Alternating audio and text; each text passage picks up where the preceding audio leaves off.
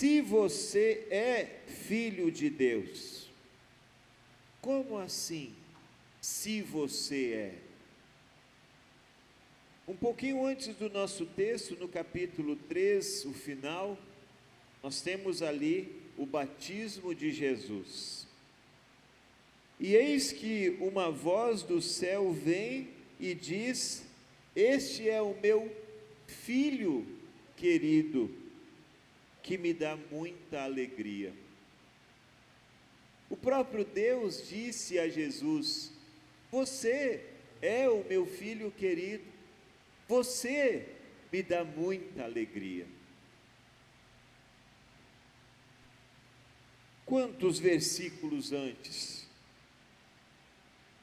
4, 5, 3.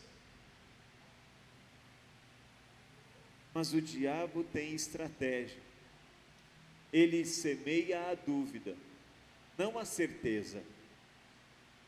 Ele quer que a gente não tenha certeza de nada. A dúvida gera desconfiança, gera insegurança. A dúvida nos faz errar. Foi a dúvida a estratégia de Satanás com Adão e Eva. Será mesmo que vocês vão morrer? Não, Deus não disse isso. Ele só não quer que vocês sejam igual a Ele, conhecedores do bem e do mal. Só isso. E de repente, a queda. E de repente, o pecado. E de repente, a ação contrária ao que Deus havia dito. E o pecado entra no mundo. Não é assim também com vocês e comigo? Qual é a estratégia de Satanás comigo e com você? Semear a dúvida. Será mesmo que você é filho de Deus? Será mesmo que você tem jeito? Será mesmo que os seus pecados podem realmente ser perdoados?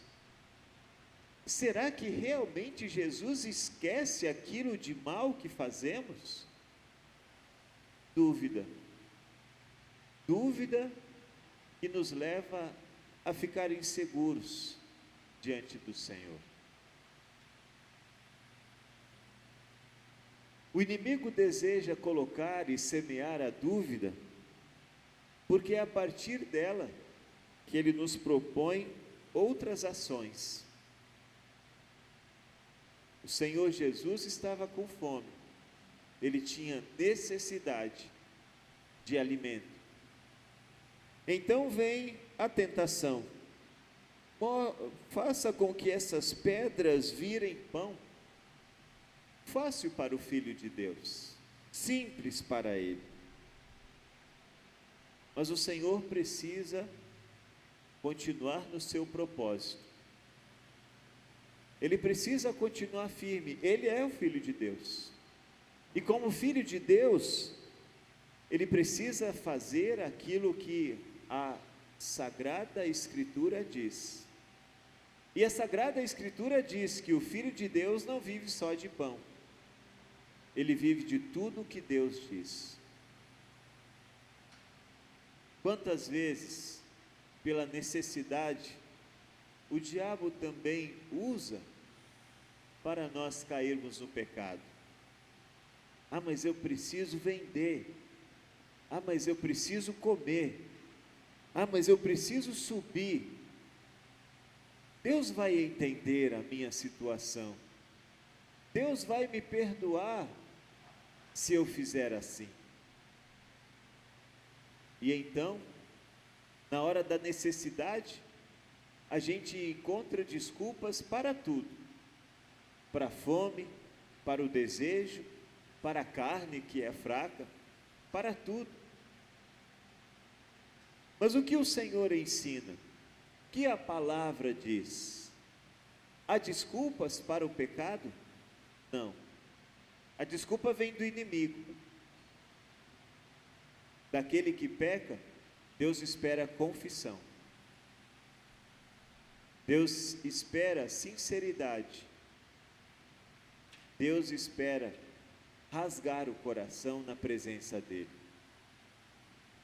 Por isso, Deus não quer que você peça desculpas, ou se desculpe, ou se justifique diante do seu pecado.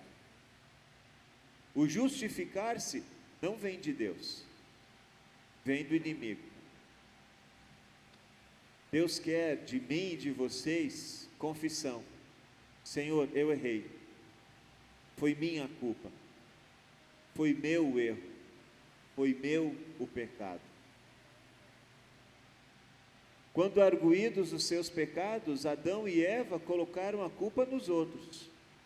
Adão na mulher, a mulher na cobra, e no final até Deus pagou a conta. O Senhor que me deu, não pedi nada. Dar desculpas, colocar a culpa no outro, é ação do inimigo, não é do Espírito Santo. Então, quando pecamos, o que Deus espera? Confissão sincera, pedido de perdão, porque a culpa é nossa. Se há algo a fazer, precisamos fazer orientados pela palavra. E por isso é necessário também conhecer a palavra, para termos as respostas. Do contrário, como vencer a tentação, a não ser pelo poder de Deus? Mas o diabo não ficou na primeira. Ele foi e investiu uma segunda vez. Ele leva Jesus para o pináculo do templo e diz: se você é filho de Deus, jogue-se daqui abaixo, porque as Escrituras Sagradas dizem: Deus mandará os seus anjos cuidarem de você, eles vão segurá-lo com as mãos, para que nem mesmo os seus pés sejam feridos nas pedras. Olha, o diabo sabe a Bíblia, ele conhece versículos de cor, nem precisa ler, ele sabe. Só que ele usa o princípio da dúvida, ele usa o texto fora do contexto, ele usa a Bíblia em benefício próprio. Será que também nós já não fizemos isso? Será que também nós já não usamos a Bíblia para alguma coisa que nos convinha fazer naquele momento? Pois é, isso é a estratégia do inimigo, isso não vem de Deus. O que Jesus faz a seguir é justamente citar de novo a Escritura. Não ponha o Senhor Deus à prova. Foi o texto base que eu usei no início do culto. Não ponha o Senhor Deus à prova. O Senhor Jesus também conhece a palavra e por isso cita ela com autoridade. Essa mesma estratégia ele deseja que nós usemos. Conhecer a palavra para vencer as tentações. E conhecer significa também olhar para o contexto do que está sendo dito. Para quem está sendo dito, em que época, por que essas palavras são ditas aqui e agora?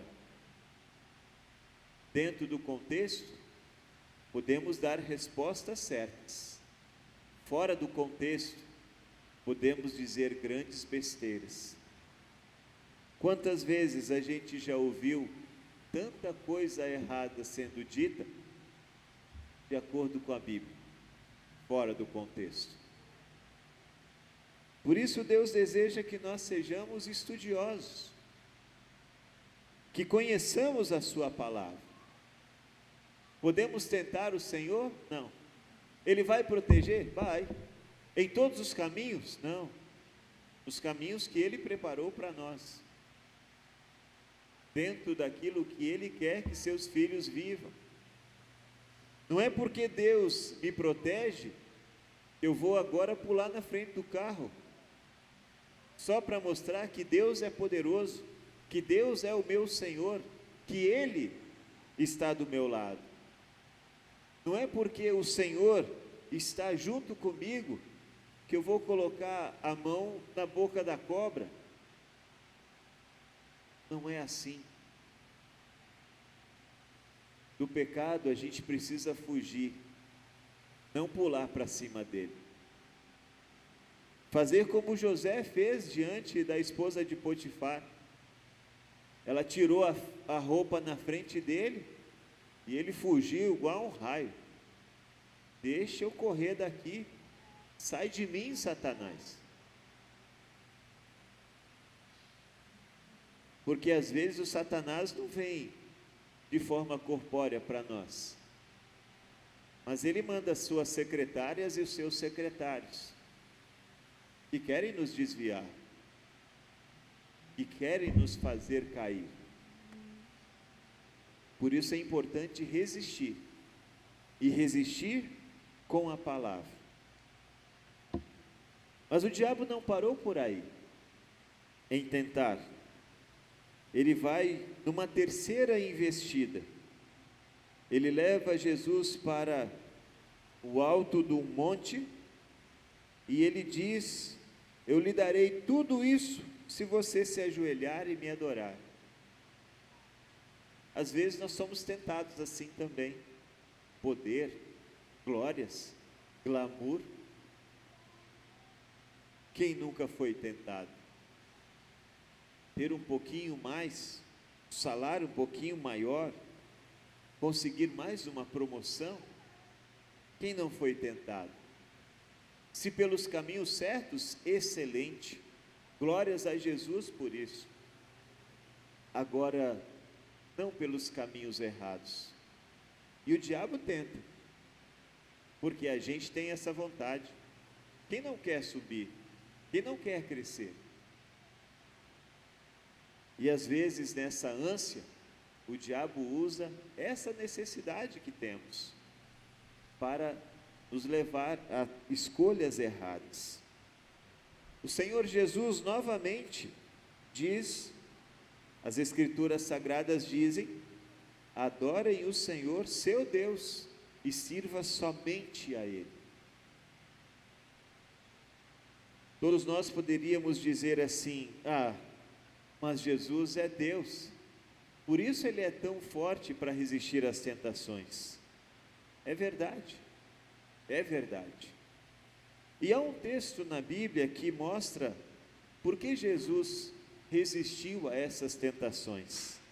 Em Hebreus 4, versículos 14 e 15, o autor diz assim: temos um grande sacerdote poderoso, Jesus, o Filho de Deus, o qual entrou na própria presença de Deus. O nosso grande sacerdote não é como aqueles que não são capazes de compreender as nossas fraquezas. Pelo contrário, temos um grande sacerdote que foi tentado do mesmo modo que nós, mas não pecou. O autor de Hebreus mostra que Jesus sofreu na carne aquilo que todo ser humano sofre. Mas Jesus, com ele foi diferente. Hebreus mostra os 3 ofícios de Cristo. Ele veio para ser o nosso profeta, sumo sacerdote e rei. Nessa parte, ele lembra Jesus como o grande sacerdote, ou sumo sacerdote. O sumo sacerdote era aquele que oferecia sacrifícios pelo pecado de todos do povo de Israel. Mas antes de oferecer sacrifícios pelos outros, ele oferecia sacrifício por si mesmo. Então, o autor de Hebreus explica que Jesus não precisa oferecer sacrifícios por si mesmo, porque ele mesmo foi perfeito. Sofreu as tentações, mas não pecou. E aqui está um grande consolo. Jesus conhece, Jesus sabe como é difícil resistir às tentações. Então vai aqui um recado para você, querido irmão, querida irmã.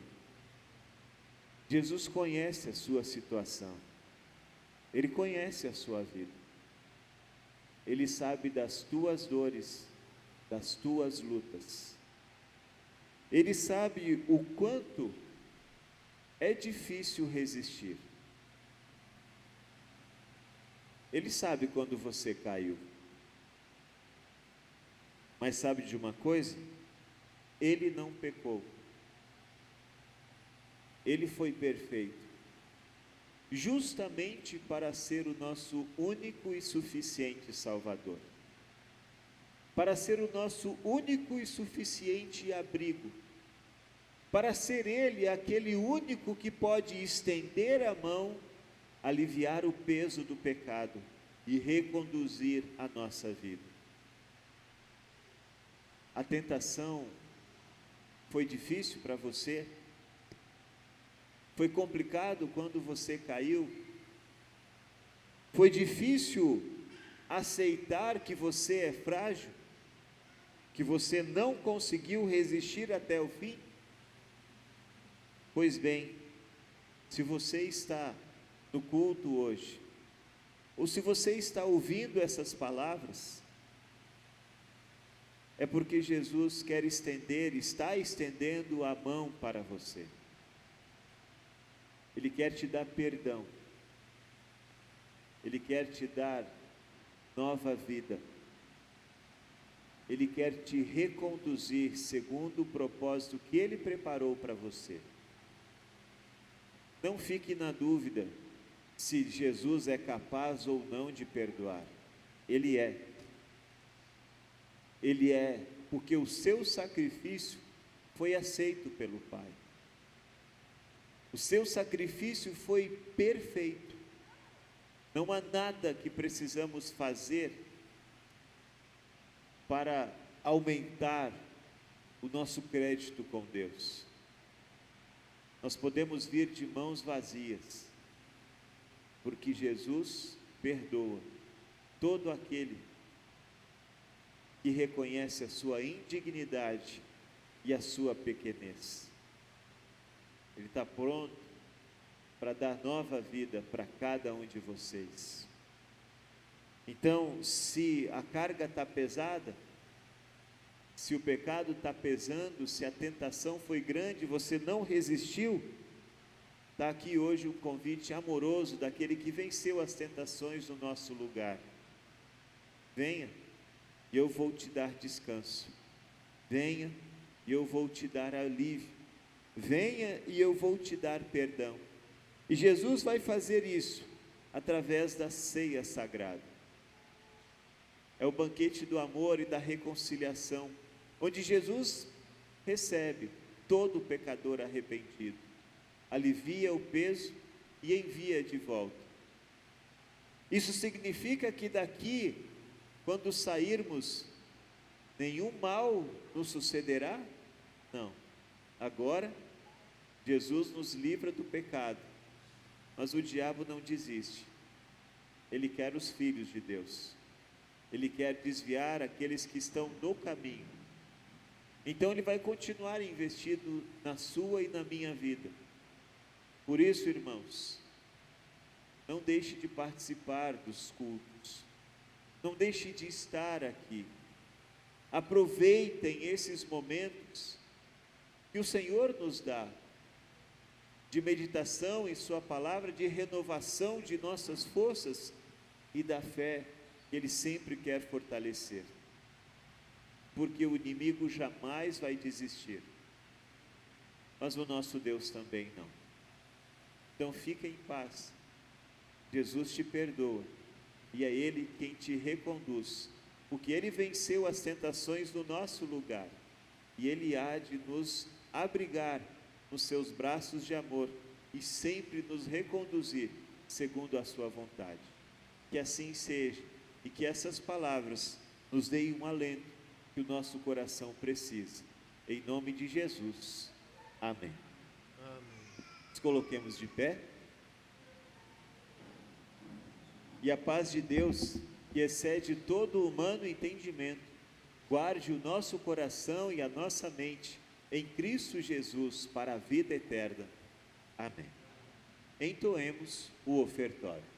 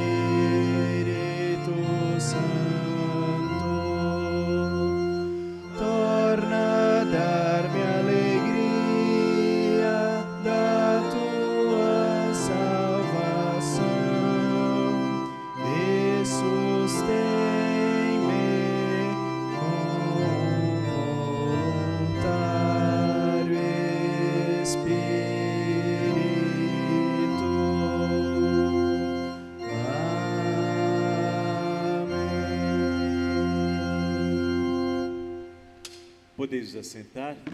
Meus irmãos, agora nós podemos trazer as nossas ofertas ao altar do Senhor.